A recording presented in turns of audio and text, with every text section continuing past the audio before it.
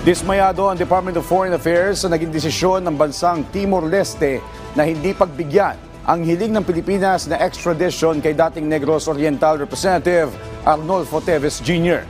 Sa pahayag ng DFA, kulang ang tiwala ng Timor-Leste pagdating sa pagbibigay ng hustisya sa Pilipinas na isang founding member ng Association of Southeast Asian Nations at isa sa mga unang member states na nagpahayag ng suporta na mapabilang ang Timor-Leste sa samahan. Sinabi rin ng DFA na bagamat nakadepende ang aplikasyon ng Timor-Leste sa pagsunod nito sa roadmap para sa maging ganap na kasapi ng ASEAN, dapat di magtiwala ang Timor-Leste sa isang miyembro nito.